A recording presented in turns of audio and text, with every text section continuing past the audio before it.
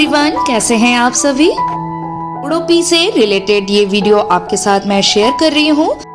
ये कर्नाटका में स्थित समुद्री तटीय क्षेत्रों में बसा हुआ एक छोटा सा जगह है। उडुपी जाने के लिए हमने बैंगलोर से शुरुआत की और रास्ते में हमने वेस्टर्न घाट को क्रॉस किया। नॉर्थ से आए हुए लोगों के लिए यहाँ के कल्चर को और यहाँ के परिवेश को देखना अपने आप में बड़ा सा अनुभव रहता है।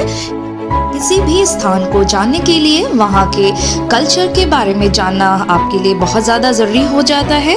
वहाँ का इतिहास, वहाँ का ज्योग्राफिकल स्ट्रक्चर, वहाँ की इकोनॉमिक कंडीशन, ये सारी चीज़ें आपको बताएंगी कि वहाँ के लोगों का सिविलाइजेशन किस तरह से इम्प्रूव हुआ। वेस्टर्न घाट उत्तर के सतपुड़ा रेंज से गोवा के दक्षिण में, कर्नाटक के मध्य और केरल व तमिलनाडु से होते हुए कन्याकुमारी में हिंद महासागर तक फैला हुआ ये क्षेत्र है। अद्भुत भौगोलिक स्थिति की वजह से लोगों के लिए ये बहुत ही आकर्षक लगती है। सामान्य भाषा में अगर आपको समझाऊं तो ये पहाड़ों का रेंज है, मतलब एक के बाद ये पहाड़ लगातार मिलते चले जाते हैं, तो उससे एक श्रृंखला बनती है जिसे वेस्टर्न घाट कहा जाता है। ये लगभग 1600 किलोमीटर तक फैला हुआ है। जंगलों में ही आपको बड़ी आसानी से चाय के बागान, कॉफी के बागान, इलायची के बागान देखने को मिल जाएंगे। रबर की भी खेती कहीं कहीं की जाती है। पश्चिमी घाट गोवलिस, कुनबी, हलक्की, वकल्ला, करे, वकल्ला, कुनबी और कुलवाड़ी मराठी जैसे समुदायों का घर है। जंगल में पाई जाने वाली लकड़ियों के अलावा जो भी चीजें जंगल से मिलती हैं, उन्हीं पर इनका जीवन निर्भर होता है। काली मिर्च हो या इलायची हो, पश्चिमी घाट के सदाबहार जंगलों की ये प्रमुख प्रजातियां हैं। जंगलों में ही इनका प्लांटेशन किया जाता है। टॉडी यहाँ का लोकल ड्रिंक है। मॉर्निंग में इसे लेने से कहा जाता है कि आपका एपेटाइट काफी अच्छा रहता है। वेस्टर्न घाट को क्रॉस करते हुए सड़क के किनारे मुझे कई बार ऐसी जगह देखने को मिली जहाँ पर पत्थर से बनी हुई चीजें बनाए जाने के वर्कशॉप दिखाई पड़ रहे थे। स्टैचू हो, आइडल हो या पॉट हो या फिर उर्ली जैसी चीजें बहुत आसानी से यहाँ खरीदने को मिल रही थी। उडुपी पे पहुंचने पर यहाँ का टेम्परेचर 25-26 के करीब हमें मिला। दिन में काफ़ी ज़्यादा धूप थी और हम शाम तक पहुंच पाए। लगभग सी बीच पर जाने के लिए हमारा जो टाइम डिसाइड हुआ वो 5 बजे के बाद ही था। सनसेट का टाइम था, काफ़ी खूबसूरत लग रहा था। वेस्टर्न घाट को हम अलग अलग 2 नाम से भी जानते हैं। अरब सागर और वेस्टर्न घाट के बीच छोटा सा समतल एरिया है, मैदानी इलाका है। पहले ऊपरी भाग को कहा जाता है कोंकणा तट, दूसरी और साउथ की तरफ जिस भाग का नाम है मालाबार तट। वेस्टर्न घाट के पहाड़ ब्लॉक पर्वत हैं जो अरब सागर की भूमि में एक हिस्से के नीचे के ओर मुड़ जाने के कारण बने हैं। आप सामान्य रूप से इतनी बात तो समझते होंगे कि नदियों का आगमन पहाड़ों और पठारों से ही होता है, और जो वेस्टर्न घाट है और उससे अरब सागर की दूरी काफी कम है, जिसकी वजह से यहाँ से जो भी नदियाँ अरब सागर में गिरती हैं वो काफी कम दूरी तय करती हैं। सी साइड के किनारे फैमिली के साथ एंजॉय करते हुए आपको काफी मजा आने वाला है, क्योंकि ये ओवर क्राउडेड नहीं है। हाँ, जो थोड़ी बहुत गवर्नमेंट को इनिशिएटिव लेना चाहिए बीच को क्लीन रखने में, इसमें रेगुलरिटी बहुत कम दिखाई पड़ी। इकोलॉजिकल सेंसिटिव जोन्स बनाने की जरूरत इसीलिए पड़ती है गवर्नमेंट को, ताकि हम हमारे इकोसिस्टम को बनाए रखें और बचाए रखें। वेस्टर्न घाट की महत्वता जितनी अगर आप समझने की कोशिश करेंगे उससे बढ़कर है। इसीलिए national centre for earth and science studies के साइंटिस्टों ने इस बात पर विचार किया है कि अगर इसी तरह से हम इसमें लापरवाही बरतें तो एक समय के लिए ये हमारे भारत की विविधता पर और इकोसिस्टम पर काफ़ी खतरा मंडरा सकता है।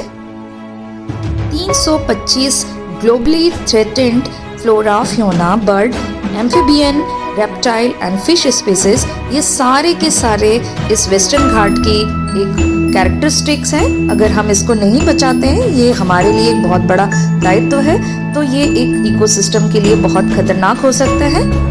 अगर आप आसान शब्दों में समझें तो नेचर को अगर आप इंजॉय करना चाहते हैं तो नेचर को बचाए रखने के लिए भी हमारी कुछ जिम्मेदारी ज़रूर होनी चाहिए।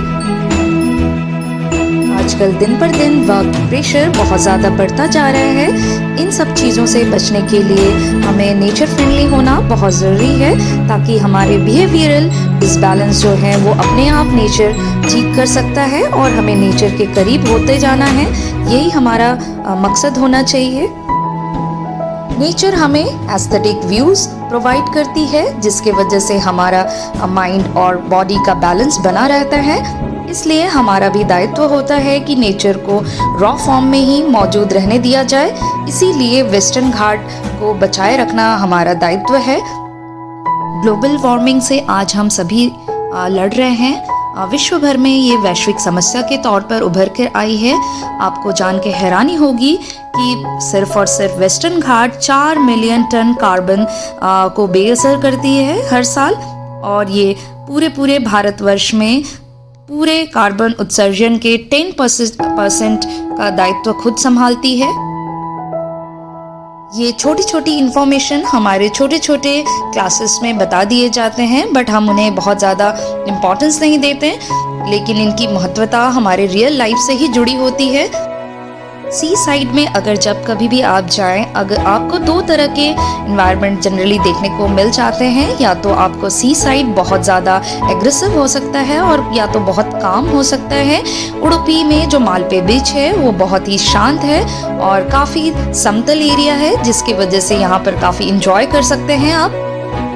सी साइड का एक्चुअल में मज़ा अगर आपको लेना है तो आप सबसे ज़्यादा इंजॉय मेरे हिसाब से तब कर सकते हैं जब दिन से रात होता है और रात से दिन होता है। जैसे जैसे सनलाइट बढ़ती है या घटती है, समंदर का रंग अलग अलग तरीके से दिखाई देने लगता है।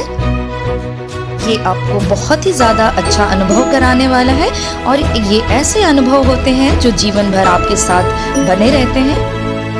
थोड़ी दूर जब हम आगे बढ़े तो हमें समंदर के किनारे कुछ पक्षियाँ दिखाई पड़ी, और उससे भी थोड़ी दूर आगे बढ़ने पर हमें दिखाई पड़ रहा था कि कुछ मछुआरे सुबह सुबह अपने काम को अंजाम दे रहे थे। इस मोमेंट को एंजॉय करना अपने आप में मज़ेदार रहा। जब कभी भी सी साइड में जाएं और आपको अपॉर्चुनिटी मिले फिशिंग को देखने का, उसे ज़रूर से देखिए। उसे देखने में अलग ही मज़ा आता है। उससे भी अच्छी बात ये लगी कि लोग बहुत अच्छे थे। सारे मछुआरे हमें बहुत करीब से इसे एंटरटेन करने के लिए स्पेस दे रहे थे। मछुआरे अपनी जाल को धीरे धीरे खींच रहे थे और ये देखना एक पोइट्री से कम नहीं था।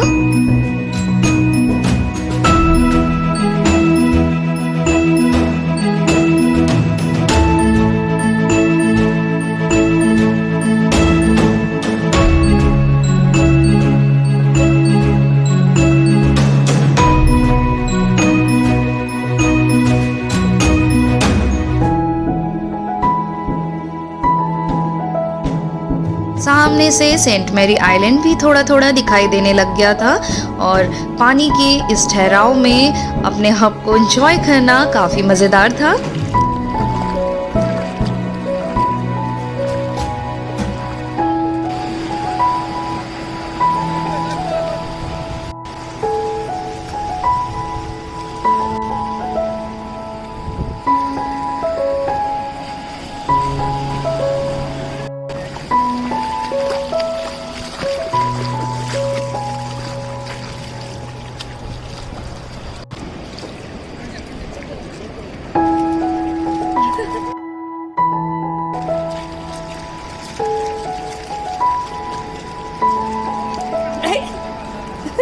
Grabe ya देखा এই যে একটা ক্রাফট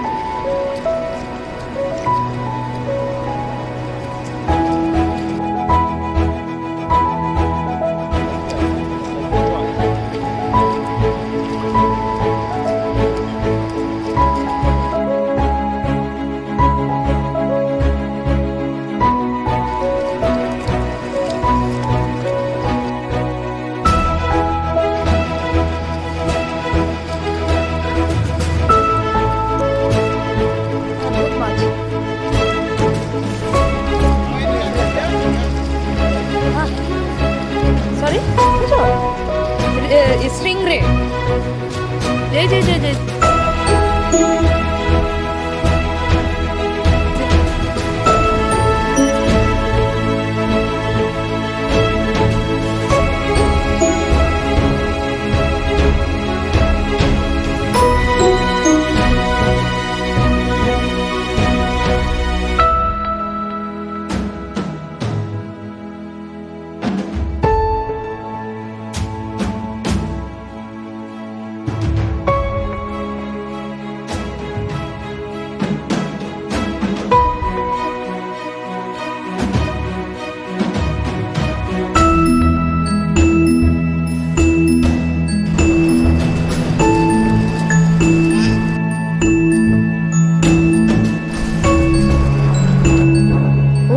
एक्सप्लॉयटेशन ऑफ नेचर, अगर हम ऐसा करते हैं तो हमारे साथ साथ लिविंग ऑर्गेनिज्म पे ही खतरा मंडराने लगता है। इसका एग्जाम्पल आप यहीं पर देख सकते हैं। फिशिंग नेट में आप देखिए गार्बेज भी साथ साथ में आ रहे हैं। अवेयर होने से ज़्यादा ज़रूरी है कि हम समझदारी दिखाएं। समझदारी हमारे सिविलाइजेशन का पार्ट है। मेरे हिसाब से रिच होने का मतलब ये नहीं कि आपके पास बहुत ज़्यादा संपत्ति हो, धन हो। इससे ज़्यादा ज़रूरी है कि आप लोगों को कितना दे पाते हैं। किसी भी रूप में ज़रूरी नहीं है फाइनेंशियली हेल्प करें, आप नेचर को भी हेल्प करते हैं तो कहीं ना कहीं आपके अंदर ये सिविलाइज्ड होने का प्रमाण है कि आप में ये प्रवृत्ति है सोशल होने का, लोगों का हेल्प करने का, मदद करने का।